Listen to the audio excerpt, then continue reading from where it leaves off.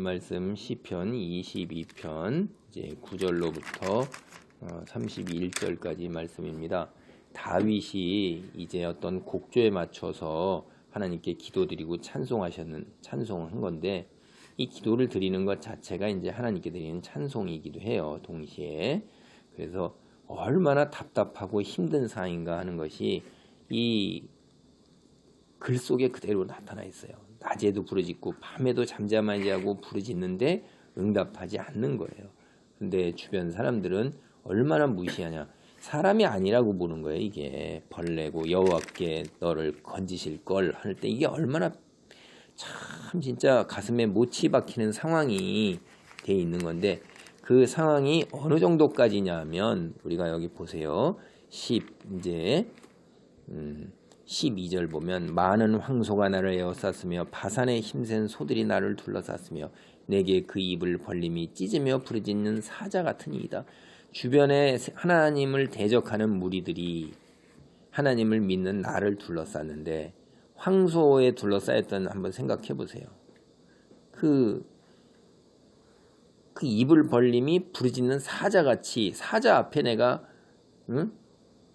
큰 입을 벌려서 이 이를 드러내는 그 사자 앞에 서 있는 것 같은 형상에서 어떤 게 있겠어요? 이게 거의 낙담과 절망과 두려움 이런 건데 그래서 내 심정이 어떻게 되었냐면 14절로부터 이제 보면 나는 물같이 쏟아졌으며 내 모든 뼈는 어그러졌으며 내 마음은 밀랍 같아서 내 속에서 녹았으며 내 힘이 말라 질그릇 조각 같고 내 혀가 입천장에 붙었나이다. 주께서 또 나를 죽음의 진토 속에 두셨나이다. 그러니까 세상에 하나님을 대적하는 무리들에 둘러싸인 나, 환난 속에서 있는 나는 이제 완전히 다 상태가 다 이게 몸의 평형이 다 깨진 거예요.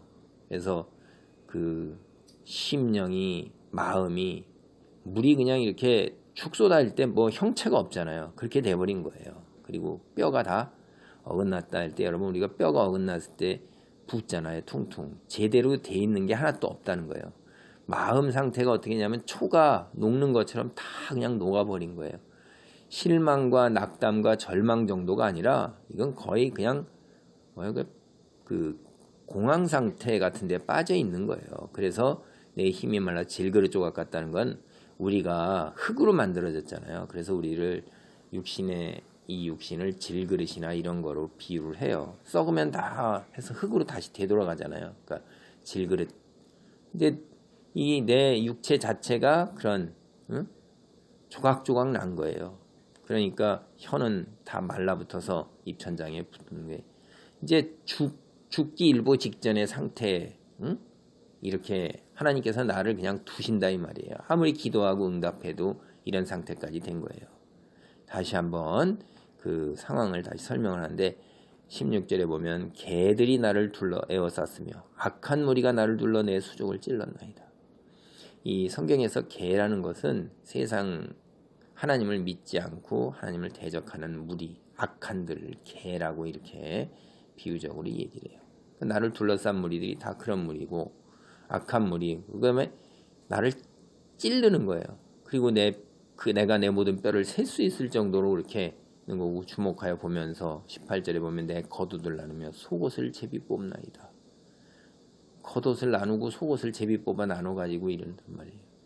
이런 상태에 참 있는 거 다 아무것도 없는 거죠. 그냥 알몸으로 그냥 이렇게 되는 상태까지 이제 이러는 건데 이게 다윗이 겪은 상황이에요. 이게 다윗이. 그래서 다윗이 뭐라 그러냐면 여호와여 멀리하지 마옵소서 나의 힘이시여 속히 나를 도우소서 내 생명을 칼에서 건지시면 내 유일한 생명이잖아요. 개의 세력에서 구하소서 나를 사자의 입에서 구하소서 주께서 내게 응답하시고 들새의 뿔에서 구원하셨나이다.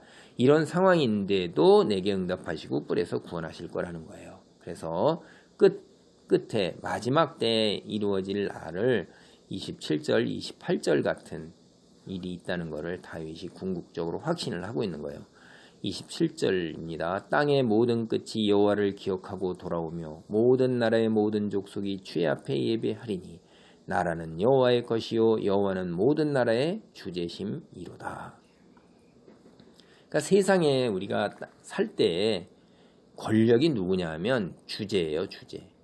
나라의 자기가 살고 있는 나라의 권력이 누구예요? 통치자 임금으로부터 나오잖아요. 그러니까 세상에 왕들이 있는 그 통치 권력을 그걸 그 위에 궁극적으로 다 그걸 누가 가지고 계시냐? 나라가 여호와의 것이라는 걸 하나님이 가지고 계신다는 거예요. 그러니까 이 여호와는 모든 나라의 주제심이로다. 성경에서 얘기할 때 이 하나님의 나라가 굉장히 중요한 개념이에요. 하나님의 나라라는 건 우리가 마지막 때에 지금 이 세상의 권력을 누가 갖고 있냐면 사탄이 공중 권세를 갖고 있고 어둠에 속한 사람들 따르는 그 할 때 사탄이 그 지배력을 통치력을 적절하게 다 분배해서 세우고 이런단 말이에요. 그럴 때 거기에 대항하는 사람이 누구냐면 예수 그리스도를 믿는 사람이고 하나님이 허용하시는 한에서 사탄이 그렇게 하는 거지 하나님이 허용하시지 않는 한에서 그 마음대로 못하는 거예요. 그래서 마지막 그 하나님이 모든 온 천하 우주뿐만 아니라 하늘나라까지 다스리시는 통치자시에요. 근데 이 우리가 살고 있는 세상에 타락한 이후에 하나님이 허용하시는 범위 내에서 바라보시는데 마지막 때에 그 사탄의 통치권조차도 어떻게 되죠? 빼앗기고 무정행으로 들어가는 거예요. 그게 예수 그리스도께서 이 땅에 오심으로 인해서 이 세상도 하나님의 나라가 시작이 된 거예요. 그래서 예수의 이름으로 그들이 쫓겨나가잖아요. 이게 통치권의 문제예요. 누가 더 세냐, 누가 더 강한 자냐, 다스리는 자냐, 힘을 지닌 자냐 하는 거예요. 하나님이시라는 거예요. 나라가 어떻게 해요? 땅의 모든 끝까지 온 세상이 이제 천하에 다 하나님을 알게 되고 수건을 벗은 것처럼 우리가 진리를 알게 되고 하나님이 창조하셨음을 알게 되고 천사가 있고 예수 그리스도가 있고 믿는 성도들이 있고 사탄의 그무리들은 무저갱에 갇혀 지옥에서 영원한 형벌을 받는 걸 우리가 다 보게 되고 알게 되고 깨닫게 돼요. 지금은 믿어지지가 않는 거예요. 사탄이 생명의 씨앗을 빼앗아가고 눈을 가리고 하나님이 없다는 걸로 간계로 내가 하나님이다 라는 걸로 아담을 넘어뜨린 것처럼 많은 사람을 넘어뜨리기 때문에 그러는데 다윗은 모든 나라의 모든 족속이 주의 앞에 예배할 것을 보고 있잖아요. 그렇게 될 거라는 하나님만이 통치자시고 하나님이 진정한 이 역사의 주인이시며 모든 통치자를 세우시는 분도 하나님이시라는 걸 믿고 지금 내 상태가 계획에 둘러싸였고 황소에게 둘러싸였고 사자 앞에 부리지는 사자 앞에 선 것 같아서 물같이 쏟아졌고 어그러졌고 마음이 밀락같고 내가 죽음의 진토 속에 있지만은 그러나 나는 이 상황이 이걸로 끝나지 않는다는 것을 믿는 믿음이에요. 이게 대단한 믿음이에요. 우리는 보통 이런 상황이 되면 어떻게 되죠? 마음이 밀락 같았는데 개들이 둘러싸고 내가 이렇게 다 되고 그들이 나를 조롱하고 내 모든 것을 다 가져간 그럼 우리는 그냥 끝이라고 생각해요. 그냥 근데 그게 육체적으로 이 세상에 사는 것으로 끝이지요. 그러나 세상의 끝은 결국 다른 세상의 또 시작이에요. 하늘나라의 시작이고 그것은 영원한 것이고 그리고 궁극적인 날에는 다시 새하늘과 새 땅으로 창조됐을 때는 악한 영들이 우리를 더 이상 괴롭히지 않는 그러한 세상이 그거를 바라볼 수 있는 믿음을 다윗이 이렇게 봤다는 게 예수님 오시기 얼마나 오래전 세월이에요. 천여년 전 이성의 세월인데도 벌써 바라봤다는 게 성령의 역사로 보는 거예요. 이게 환상으로. 그리고 지금 읽은 14절에서 18절은 예수 그리스도께서 십자가에 달리셨을 때 그 상황입니다. 그래서 다윗 이게 예수님에 대한 예언이에요. 유명한 예언이고 앞에도 이제 예수님에 대한 유명한 예언이 22장 1절 우리가 한번 살펴봤었죠. 예수님에 대한 예언을 예수님이 또 인용해서 가져오시는 겁니다. 그래서 성경의 중의적인 의미, 겹쳐있는 의미를 이렇게 보는데 그때 사람들은 이걸 몰랐죠. 그러나 우리는 영화를 다 봤어요. 한 편을 다 봤기 때문에 앞에 나온 복선을 우리가 이걸 보게 되는 거예요. 이 복선, 깔린 거를.